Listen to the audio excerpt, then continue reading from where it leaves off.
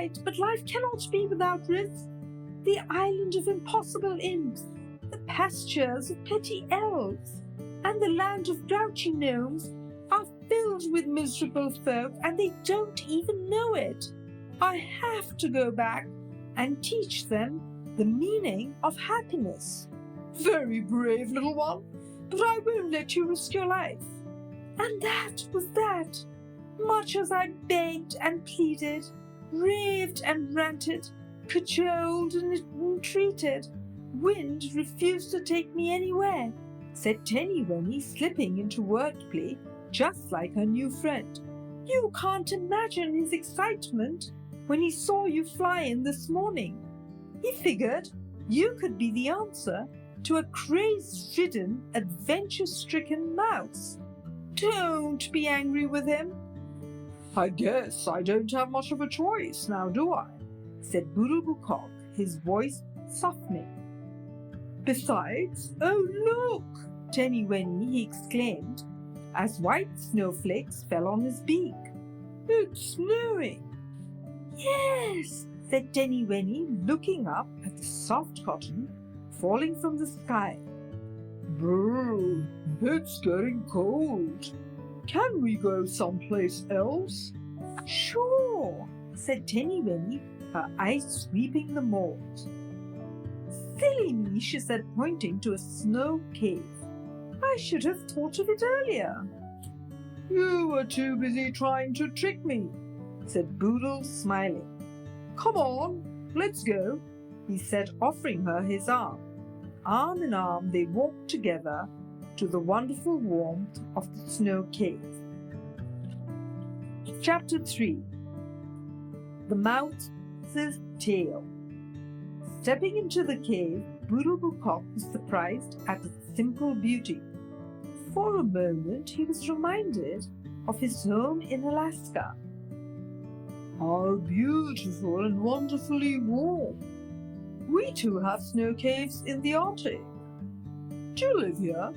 He asked, settling down on a snow bench, the pristine white walls shining at him. No, I live in a whole house half a mile away, exclaimed Tenny-Wenny.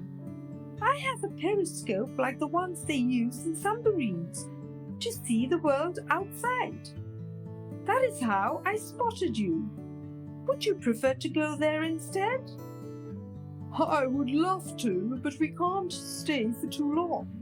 Fiddle-diddle will be worried sick. He clucks around me like mother hen, especially after... His voice trailed away. After what?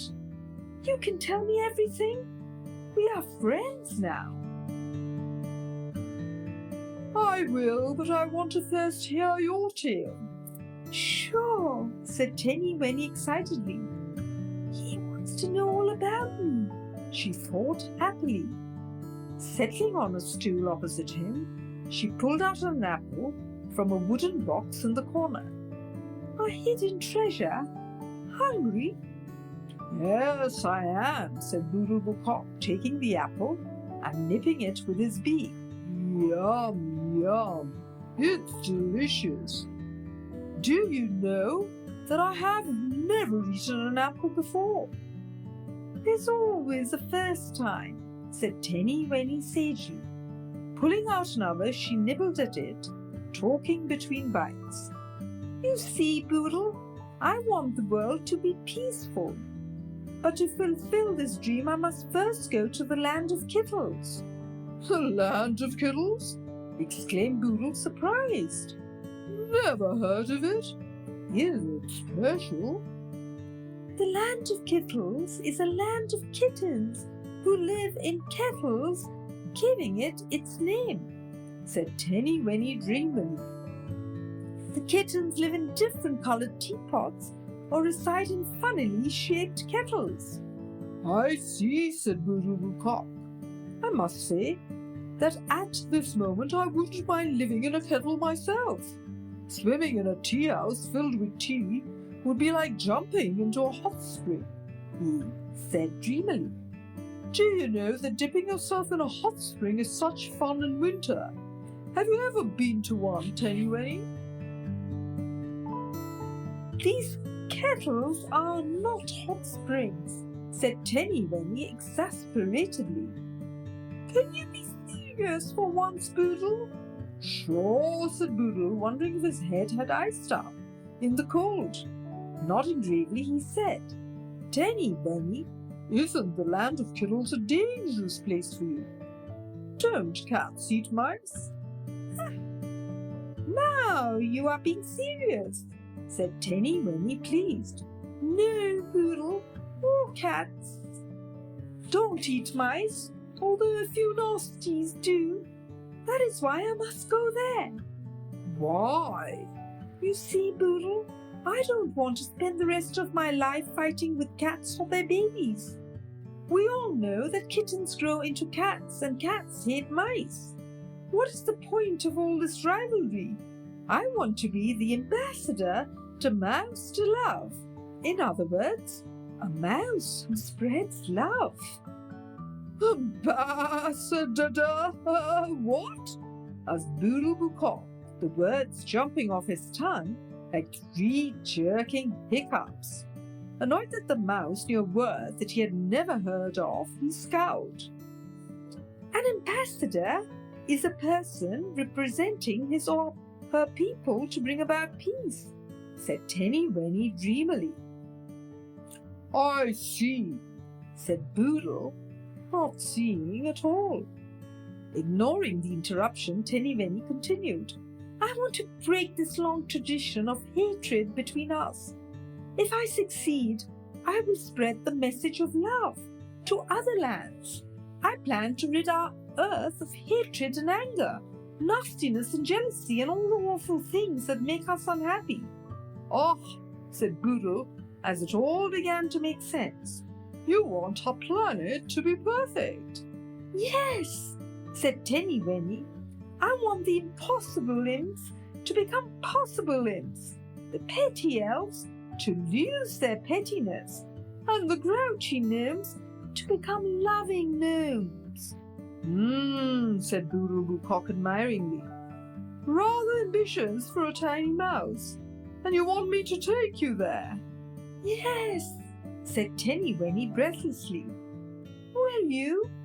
Depends, said Boodle Bucock seriously. On what? On how dangerous it is, little one.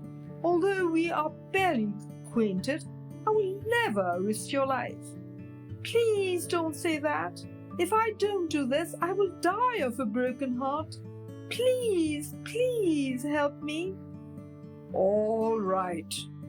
On one condition, said the bird after a long pause. Should there be a situation that is life-threatening, we leave immediately. Agreed, shouted Tenny Wenny happily. I must warn you that like wind we are not the greatest of navigators. Do you know that we flew to Lapland before